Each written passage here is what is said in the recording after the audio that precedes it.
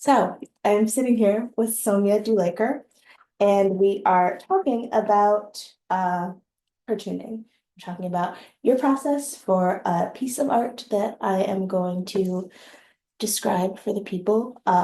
But I would like first for you to describe it. Okay. So the name of the comic is called Fault Line, and it's an autobiographical comic. It's based on an experience I had visiting the India-Pakistan border. I am still an Indian citizen. I don't have US citizenship yet. And at the border, they require you to show proof of citizenship. Um, and so I had shown them my passport, which apparently is no longer good enough because under Modi's Prime Minister Modi's time as Prime Minister, he's kind of like uh, upped the he's made the rules of citizenship stricter, Mhm. which we are, very aware of in the US with our own policies. So the policies are now more strict, and having a passport is not good enough to be a citizen. You need additional forms of ID, which I did not have, Mhm. which ended up, creating sort of like a hard time between me and Border Patrol. But anyway, that all kind of set up this kind of journey of me researching like why this was so hard and where this sentiment even comes from. And then I guess not to give too much, well, I guess should I give away the plot? Yeah. Absolutely. I guess through that research, I realized that my own family has a part to play, and I have, I have a relative who was a politician and was kind of part of creating some of the policies that have created so much um, so much conflict between the government and its citizens in India today. Okay. Yeah, no, I mean, that's a lot, and I want to ask you so much about it. And I feel like now that we have the context of the piece, let's go back. Okay. So I want you to tell me a little bit about yourself and how you arrived at this specific medium as an artist, as much time as you want. Um, yeah, I'm sorry, what was the first part of the question? Tell me a little bit about yourself. I Myself. mean, Yeah, okay. Well, I'm an illustrator. I make comics and drawings, and I sort of arrived here pretty organically. I mean, I did go to art school, but I majored in art history, mhm. and I minored in printmaking. And I always loved drawing and illustrating, but just didn't know what I wanted to do with it, and kind of majored in art history as sort of like this fallback, because I didn't want to commit at the time. Relatable. Yeah. And I left school and found myself really wanting to get back into making art, and I was assisting this artist at a summer program for kids, and he was an illustrator, and I had made a zine and I showed it to him, and he one day was like, I really think you should try comics. And that's a now I make comics. Was this before you were a comedian for a while? I wanted to get into animation and I wanted Mhm. to work in TV. And I was trying to like game out the best way to do that. And I saw that there were a lot of people who did like comedy writing and things like that. And that's that was their pathway into getting into TV. So I took that route thinking that that was the way to go. And I mean, I like to bring humor to my like artwork. So I was like, okay, this is cool. But it was definitely not the path for me. It like my body was truly getting worse and worse as I was like doing it, and was just like, I'm literally not physically able to continue down this path. And also really took away from comics, like, because then you start getting into like industry stuff, and then you just completely lose sight of why you're even doing this in the first place, which is Yeah, to make art. yeah.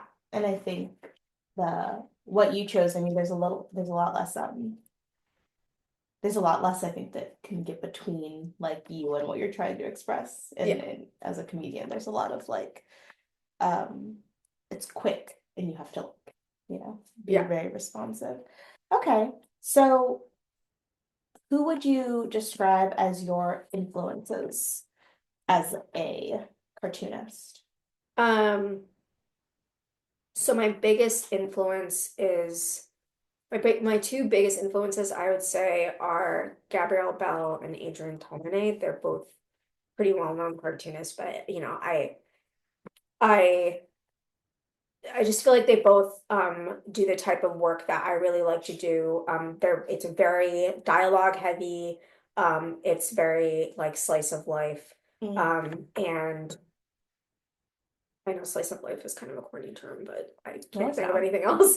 But yeah, they just really managed to capture like mundane moments and bring like context and meaning to them and create a story out of that, which I really like to do as well. And and really it's the dialogue, like their emphasis on like really good dialogue as the way of telling the story is really exciting to me and makes me excited to make comics. Although recently I've been doing more like personal essay stuff. I do really love like a dialogue heavy story. Yeah, and I Yeah. mean, I think that that's like one of at least I'm gonna link to other comics that I think might be interesting. But yeah, your use of like comedy to make like something that is potentially mundane, um, like hit a bunch of different ways. Like I think that that's definitely something about your work that resonates a lot with me. Thank Um, you. yeah, no, I'm a fan. So you cover a lot of themes in your work. Do you want to describe like a handful of those themes? Yeah, I was thinking about this the other day and I think I've gone through phases of things that I've just sort of organically been interested in, but I don't know if I'm consciously looking at a theme so Mm, I more have been interested in like figuring out a good story. And then I've been noticing threads along the way. Like for a while, I was really obsessed with stories about my family. And also even maybe discussing spirituality in a way, like kind of taking moments that are like strange or maybe even not preferred and like creating context or like meaning around those moments. That seemed to be like that seems to be like a connecting thread.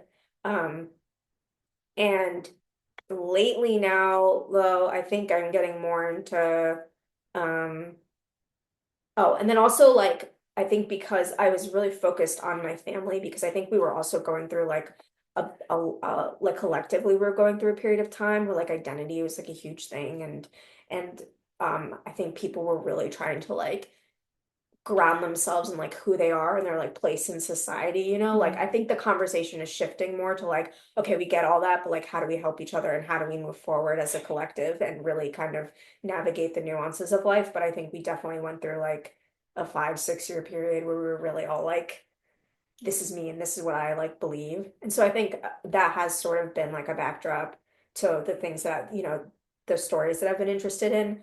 Um, but now I'm definitely interested in exploring a lot more like complex things like relationships with people, my relationship to myself, and finding meaning in that and sort of like thinking about reevaluating my idea of success and like I don't know and sort of like getting older and what that feels like. Um Yeah, I think with the pandemic, it really like changed what I'm interested in thematically. yeah, I also think like, kind of reiterating, it's like when you're younger, it's like, who am I? And then as you grow, it's like, okay, well, I don't exist in a fucking vacuum. Like, who am I in relation to my community? And Yeah, like, how do we move? yeah. But I want to hear a little bit more about your family. You can be as vague or specific as you want to. Um, and like that type of identity, like what were the identities that people were trying to establish, Hmm. include people, including yourself, Hmm. and how were those identities like in conflict with each other? Yeah. I think I was really trying to I think the Black Lives Matter movement really like started like like kind of triggered this like feeling of like oh like it really finally tapped into this feeling of like oh I've been feeling off and not in alignment with myself for a very long time, and this is why like we like it's because of like my place as like an immigrant, like a non-white person, like dealing with cultural differences, dealing with, and then also like my family, didn't have a lot of money. So it's like the class implications, like all of that stuff. And so I was like spending a lot of time really like working through that and felt and was constantly feeling compelled to like make stories about like my family and like how we operate and trying to kind of like assert myself as like it was almost like asserting my differences but also being like but they also don't define me, like I was sort of doing both at the same time, Yeah. like Yeah. and I mean I still believe that, but I think as I'm like accepting more parts of myself and like really understanding myself, I feel less compelled to like navigate. I feel less compelled to like explore that through my art. It's like now I kind of, it's like that kind of helped me learn more about myself. And now that I have, I'm like, okay, I'm ready to move on to something else. Yeah. Yeah. Because it's like when you're still, when you're in the process of like articulating who you are, it's important to tell people who you are. But Yes. now it's Yeah. like, you know, Yeah. and you can move forward. That doesn't mean you're not gonna enter spaces of questioning, Yeah. Yeah. but it's not central. Yeah, and like there's still topics that I'm interested in related to that, but I don't know if I'm gonna be making comics about it, or maybe it'll come out in different ways. Like I grew up in a really predominantly Asian neighborhood. However, like everyone in that neighborhood was really rich. So like that was a huge divide Mm. between my family and other families. And then you counter that with like going to like an art school where people are like really white, then it's sort of navigating through that. And but they're also kind of more aligned with me just because of our interests, but still because of like class and race, like there's like a divide there. And then like you're in the world, like just like navigating lots of different people and just Mm. figuring out what to make of like your childhood and college experiences. Yeah. So while you're navigating all of this change and all of this difference and trying to speak to it, like where do you think your family was emotionally? Great question. I think my parents have just sort of been in survival mode. Like they're just kind of happy to feel any sort of acceptance. And I think like maybe one privilege I have is that like I can say like that's not enough for me. And like I want like more to my life. And I think too like money was like a really big insecurity for them in a way that it's just not for me. This also goes kind of ties back into um fault line a little bit Mhm. because my family in India has money, but when my parents moved here, they very quickly learned the hard way that the US was not going to serve them. And and so we didn't grow up with a lot of money. So it's weird because it's like my parents' mentality is kind of stuck in that like new money mindset, Yeah. even though they didn't have the actual funds to like back it up. And so that has been they've been stuck in that loop like pretty much my whole life. And that I think has been hard to navigate emotionally too. It crosses over into like it crosses over into maybe like raising children with this like a lot of anxiety and like fear, and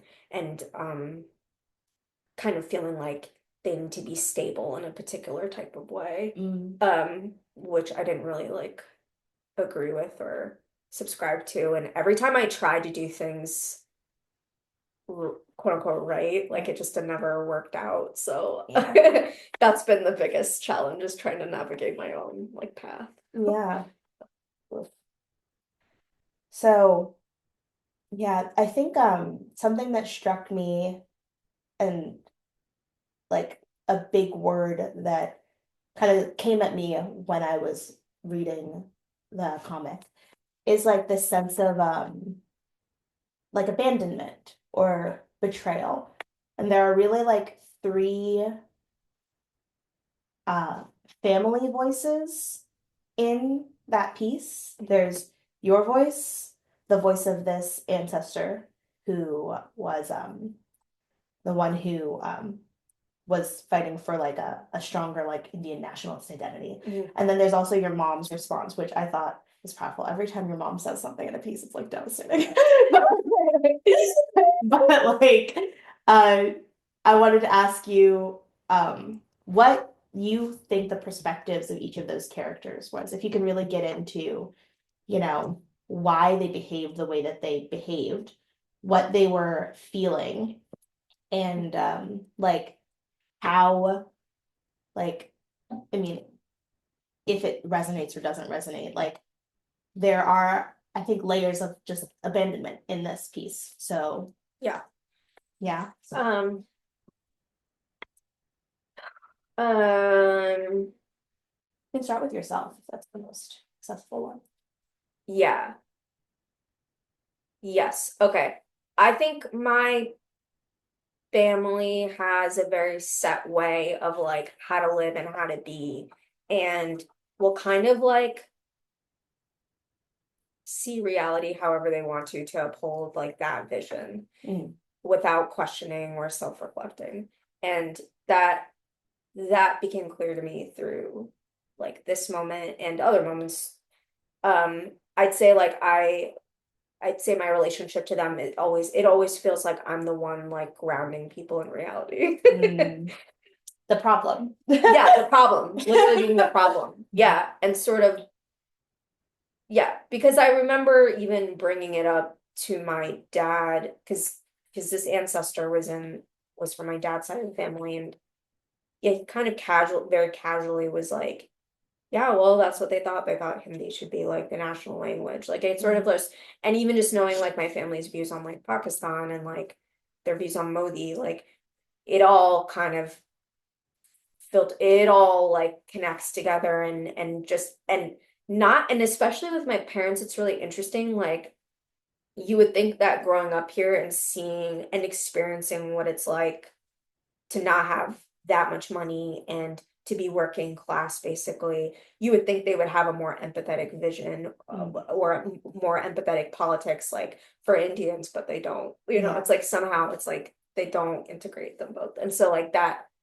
was very clear, and I don't know if this comic highlights that, but it definitely touches on that, you know. Yeah, I mean, there's like this is a moment in the comic where you're kind of very like hard-lined other. Like you're not one of us, you know, and Mhm. to reach out to your family and try to navigate that boundary and to have them kind of to at least for your mother in this to not engage kind of, you know, to be like, yeah, like this person did this and to not like entertain the deeper questions that are in that question, you Mhm. know? Yeah. And I think that but I mean, it resonates with me as also a child of immigrants because it's like, don't poke this thing, you know? Yes. But like, it's not, it's not so much you poking the thing or versus like having been poked by the thing and responding Yes. to that poke, you Yes. know? So, Yes. Yeah, like not like no, they don't it feels like even now, even though they have the space to self-reflect, they just continue to elect not to, you know. mhm, And as far as it's almost like easier to know that like I had an ancestor who very ruthlessly like just did not uh, have any sort of like leftist politics. mm, It's much easier to navigate that than like my parents who are kind of like stuck in between those two worlds, you yeah. know.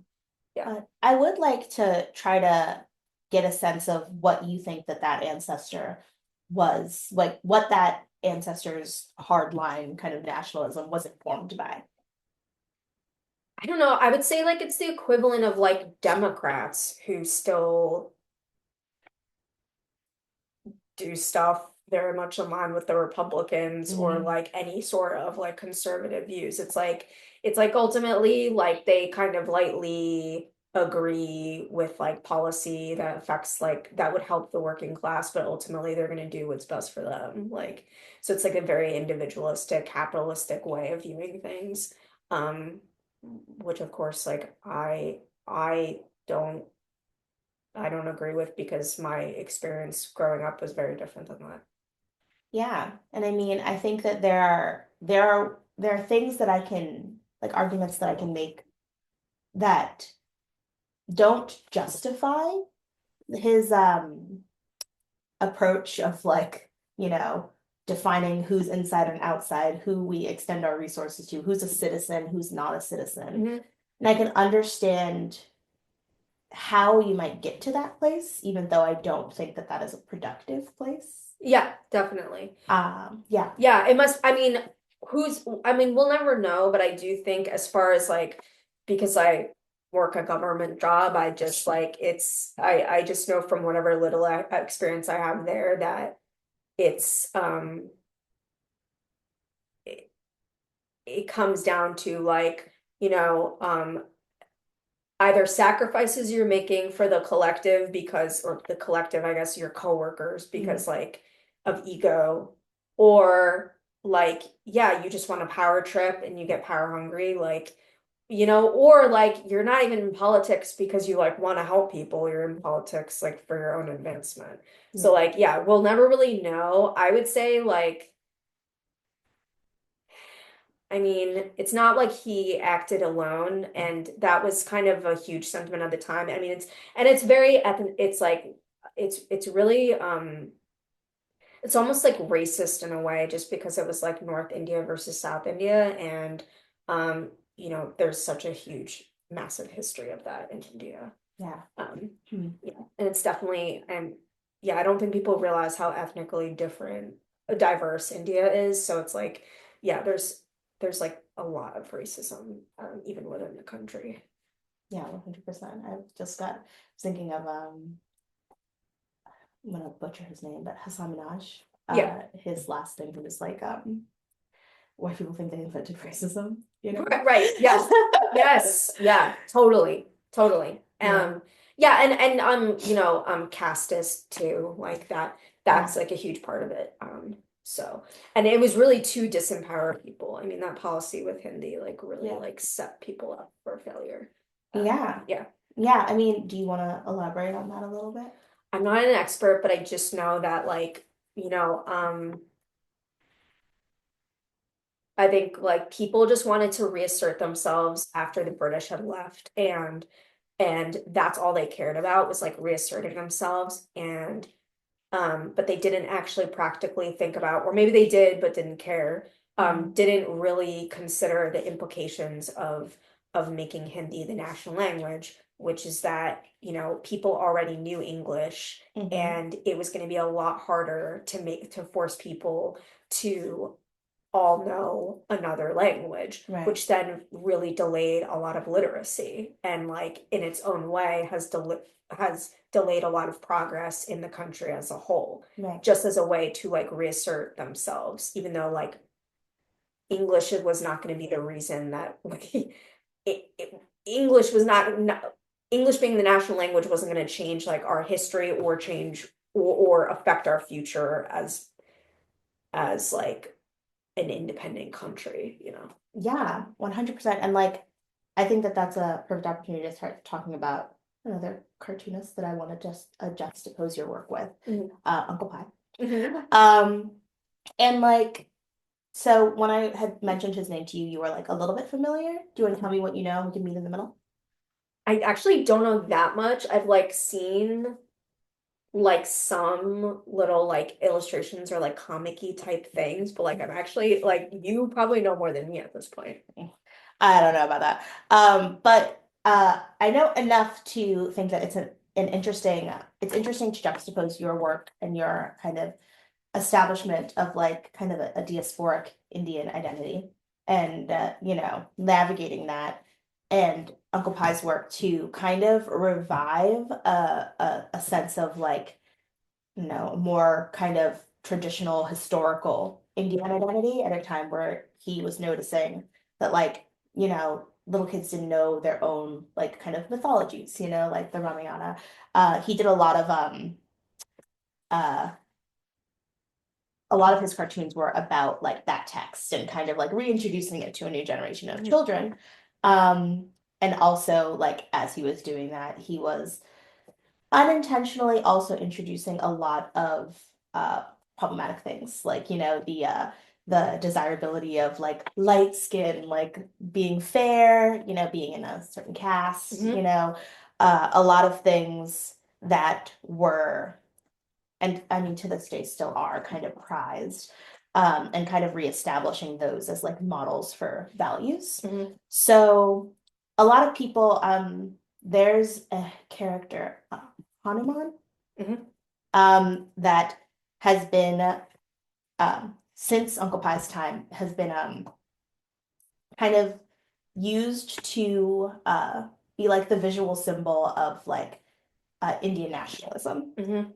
And so it's really interesting. Like, I think that there was a lot of good intent and a lot of, I mean, I think measurable good done through this work. But there was a lot of also like baggage, a lot of things that were challenging about, history and being Indian that were kind of tabled at this moment. And I think that your work is kind of in conversation with that history. So is there anything that's like, do you see anything kind of connecting you guys' work? Interesting.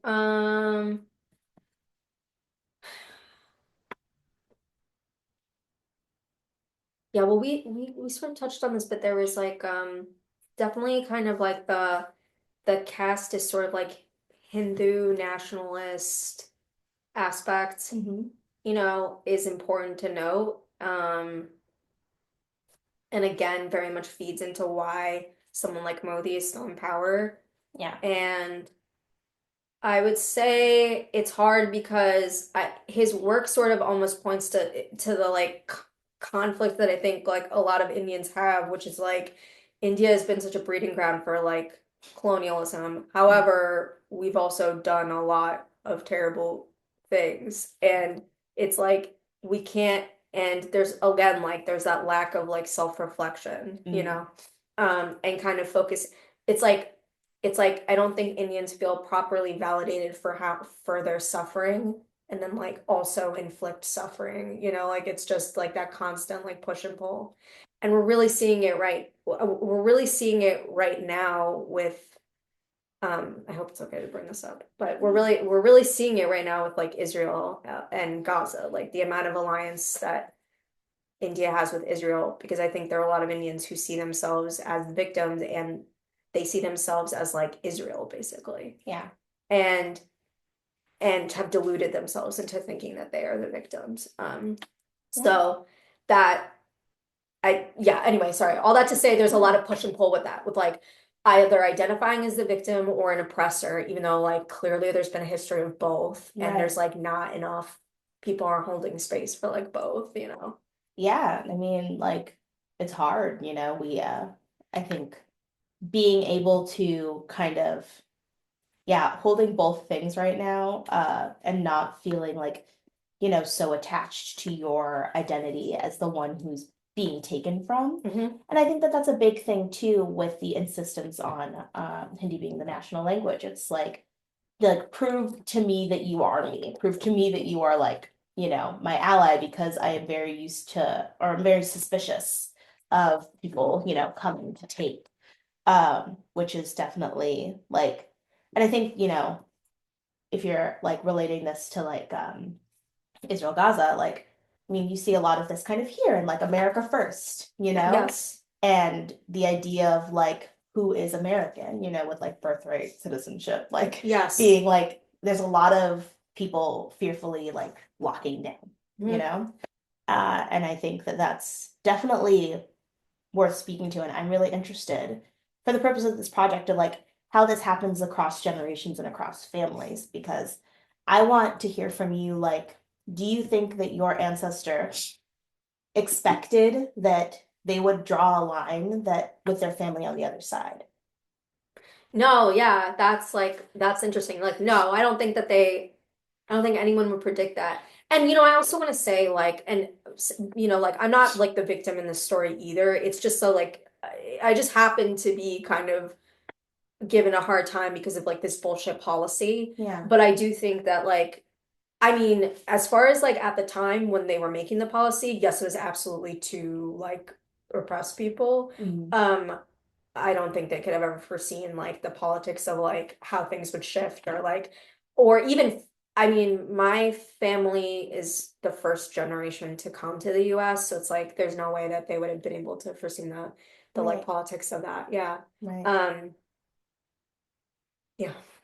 Yeah. I mean, and I think you know, with like Uncle Pie, it's like you want to teach children to value their heritage, that Yeah. they have a heritage. Yes. And I think, maybe a consequence of that is by defining what is an Indian heritage, you lock out other children, other Yeah. histories, Yeah. other what there were Muslim characters Yeah. like in And this story. what's crazy is there's no single narrative of like Indian heritage, but and I Yes. don't know why. Yeah, and then but like, people have been elected into power who want to uphold one vision of what being Indian is, and Right. it's very strange. Yeah, it's like a revisionist kind of. It's like when people look back to the 50s and they're Yeah. like, we had this lifestyle. And it's like, Right, what? right. And we don't, right. And there's a reason why people have changed and evolved. And yeah, it's very weird. And I get the need, again, like I was navigating this, like I get the need to kind of assert some kind of identity, but that doesn't equate to like oppressing people or, you know, Yeah, or invalidating other their experiences. experiences. Yeah, yeah. Yeah. So, and forgive me if we've covered this a little bit, but I wanted to ask you directly, like when you were making this piece in particular, like what emotions were you like acting on, working through? Like what is the thing or what are the things that you were trying to get across in this piece? Yeah, so I made this comic for an anthology. And the theme of the anthology was being a bystander and what bystander like meant to us. And it was yeah, and sort of like examining how like we, particularly from like a South Asian lens, can be like bystanders in our own lives. And Mm, it was sort of like I was thinking about how like I'm like unknowingly part of this like legacy of like oppression. Um, interesting. and I'm thinking about like, sorry, I'm like trying to figure Oh, out take your a time. better answer. Okay, yeah. So as far as like how the story came to be, like I had specific restrictions for the comic, and Mm, so I kind of had to like take this complex like idea and just like make it work in like 5 to 6 pages. mm, Um, and so I figured by like boiling it down to like the moment itself, like that would kind of help the reader focus on like an emotional journey of what was happening. So that's how that came about. Because it was hard to because I didn't want to be like preaching or writing like a whole essay. It just didn't feel like that was gonna really hit. right. It felt like it needed to kind of show like the shock of like finding something like that out. So that's where the structure came from. Mm. And like, so how did this moment like end? Were you able to get in to India? Yeah, the just to see the border, like it was just Mm. yeah, it was such a like low stakes trip. It was just literally to like see Pakistan, basically to be able to see Pakistan. So Oh, like yeah, I was able to get in after like having like this hard time. But in the comic, it's like they asked me to like speak in Hindi to like prove that I'm Indian, like right. that, which is like bizarre. Yeah. Um, but yeah, yeah, I mean, but to me it was sort of even when I got in, like after I saw it, it still really like haunted me, like the fact that they use that to like validate your like identity. Yeah. And of course it's like in the US, people use English to validate people's like American citizenship or their right to validate their right to be here. Like forget citizenship, like their right to be here. Right. It's like it's yeah, it's just so bizarre and yeah. Yeah, no, I mean, like with, I mean, as much like as many kind of cultures kind of move through, like, I mean, India's like, this is off topic, I might even cut this, but it's like trade has always flowed in and out of that area. And to be like, trade means people mean languages in this country, you know, and it's Yeah. just like, Yes. you know, to say like, oh, we're just one thing, it's just not.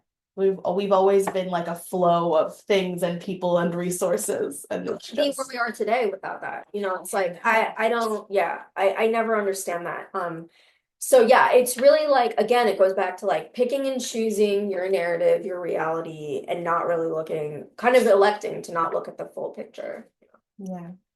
And I think that, you know, kind of sitting in kind of like, I think you described it as like shock with this. And I think of it like, yes, like each panel is very like strong and like, I think it feels bothly like it hits hard, but also there's like space in it to make your own kind of connections and draw your own conclusions, like enough.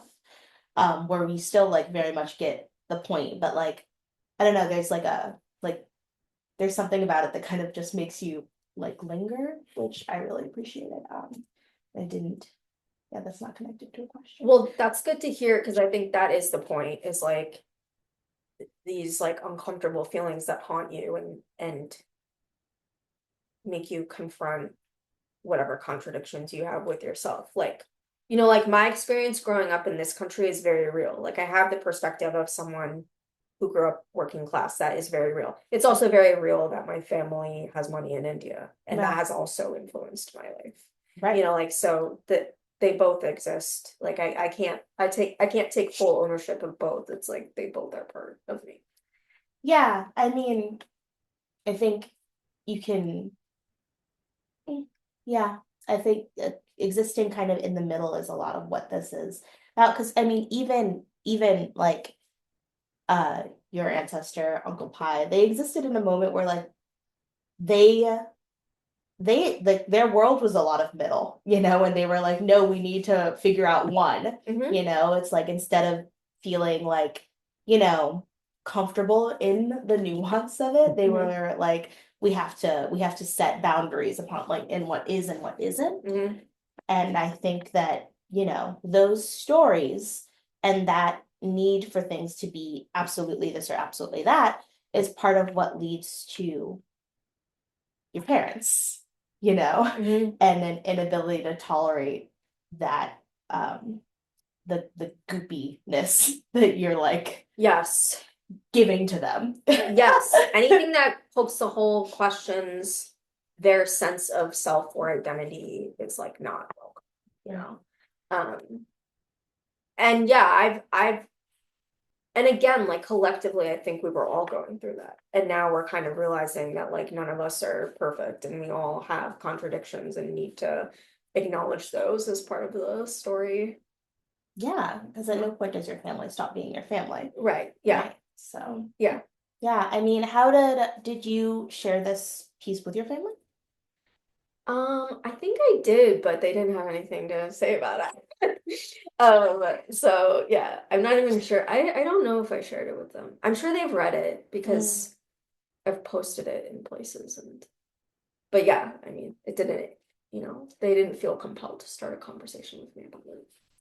How does your family generally respond to your work in this area? Um, I mean, they don't really feel, I don't think they consider themselves particularly artsy. I mean, my mom is, but I don't think that they ever in general have like a lot to say in terms of talking Mm. about my work. So I don't know if it's particularly because I discuss certain things. But I mean, they definitely don't like to invite conversations about political stuff. Like it's, and I mean, I've definitely tried to have conversations with them about India and Pakistan politics, and Mm. it's very clear that they don't want to discuss that. Because you guys, I mean, you're on very different kind of Very different ends, sides perspectives. very much like, yeah, Yeah. very much anti-Pakistan on their end. Can you like tell me a little bit about that? Um, Like what their perspective is on the situation? they see Pakistan as an oppressor. Like Mm. they act like India is the victim and Pakistan is dangerous. Mm. And it's very much like Israel and Gaza. Like and then you can be like, where's the classic? Like, oh well, look at what Hamas did. Like, look Yeah. at what, and it's the same thing. Like, look at what Pakistan did on this date and this date and this date. And it's like, all right, are you not reflecting on every single thing you've done to provoke these attacks? Like, so again, like zero self-reflection. Yeah. I wonder what like freezes people in that position, you know? I mean, I feel like what people learn in school, like history, Yeah. obviously, and then whatever news people are reading, and then whether you want to change your Yeah. mindset. Like, Yeah. it's like because I could present every single fact to them that I've read, and they could find a way to turn it into something else. And when you witness that, you're like, oh, you don't want to like change your mind, you Hmm. know? Yeah. Yeah, it's interesting thinking about history this way because like the way that you like the way that parents and children, it's always like, the parent is resistant to the adult, the sorry, the child is resistant to the parent's way of thinking. But then like when another generation enters, they either like align themselves together or the child aligns themselves with the grandparents. And in your situation, it's very much of like buckling down, like, Yeah. you know? Yeah. So like I just wonder like what people like your parents are getting from this situation, but getting by like kind of falling in line to this rhetoric and embracing this rhetoric. Yeah, I don't know. I think my entire family in India feels the same way. So it's like I don't think my parents are inherently like brave enough to have their own way of thinking that's different. And I mean, my mom has literally admitted to me that she's like not that engaged in politics in general. Mm. And I do think that leaves her like a little bit more receptive to what I have to say, but in the end, like it's not really It's it's a not really going to conversation. question. Yeah, yeah. And again, like you have to be in a mindset of like I I really don't know if this is like a structural thing or just truly like them as people. It's like you really have to be in a mindset where you want to be open to like seeing things in a completely new way. And like they've like chosen to see like leftist Mm. politics. At least it feels like for my dad sometimes it's like they've chosen to see leftist politics as almost like naive and yeah. Hmm. Yeah, no, bummer. Yeah. But again, it's from like they've This other way benefited of from the thinking. oppressive politics, you know what I mean? Like they grew up taken care of. I grew up in a completely different Hmm. world. And so like I don't think it's a coincidence that I think the way that I think. Um, Yeah, your experiences have colored that differently. yeah, And completely. Yeah. it makes sense that they would be aligned with, it's like what fed them, and other things fed you. Yeah, and I don't think that they see themselves as like part of a collective and bigger picture. Like even the money stuff, like that has like defined me and my not defined me, but it's like shaped my worldview, Hmm. right? Because like I've basically gotten the kind of very real experience of like um not having like guarantees of like a certain kind of job or lifestyle or security in the US. Like I've witnessed that with my parents. Right. So like that has shaped my worldview. But they almost maybe to like have hope still maintain that mentality that they had growing up just so that they can like still aspire to that because if they were to be like oh this actually isn't true then they'd kind of have to like reimagine an entirely different life for themselves which would be even scarier. Yeah. Yeah. I think that that's it. Um, It's like it's to I think us it strikes you as like staying stuck, but for them it's like uh, a way to move forward. Hmm. And I can't necessarily, I want to say that it's must be less fulfilling because you're holding off so much of the world. But honestly, it's a choice that so many people make. So Yeah, who am it's I to say what the like it's like when people are like, yeah, he's a billionaire, but he's miserable. You can tell. And it's just like, do I just need to believe that, you know? yeah, I mean, even if they are, it's still